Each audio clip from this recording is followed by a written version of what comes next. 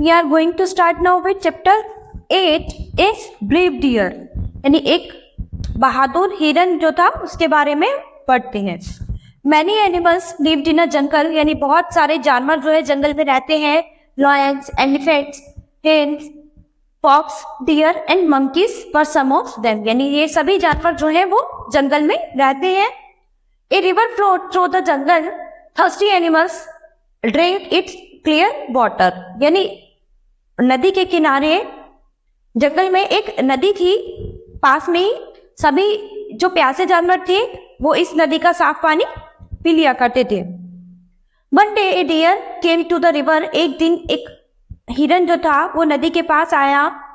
He saw his reflection in the water, उसने अपना reflection water में देखा, अपनी परछाई देखी। The beauty of his antlers made him proud, उसने अपने जो सींग देखे, सुंदर सींग देखे, उस पर उसको बहुत प्राउड फील हुआ कि उसके सींग जो है वो बहुत सुंदर है। Then he saw his legs, he felt ashamed, his legs were thin and ugly, उसके बाद उसने अपनी टांगों को देखा और उसे बहुत ही शर्म महसूस हुई। क्यों? क्योंकि उसकी जो टांगे थी वो बहुत ही पतली और बुरी थी।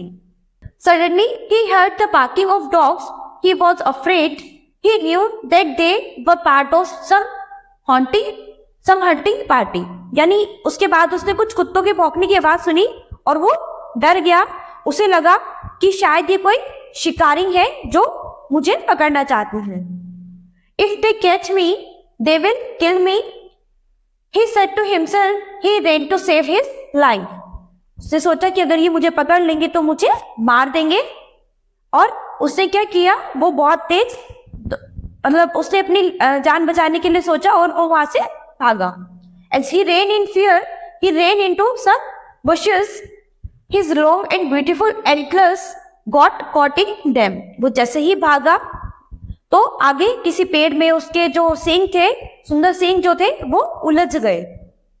He tried very hard to break free. उसने बहुत ट्राई किया उनको आजाद कराने के लिए।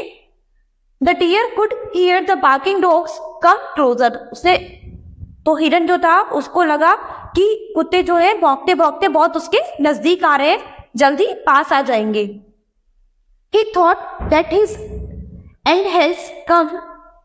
He kicked the ground with his legs.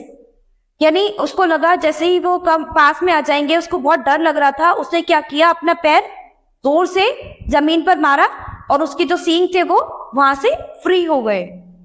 Suddenly that antlers came unstuck. वो वहां से फ्री हो गए।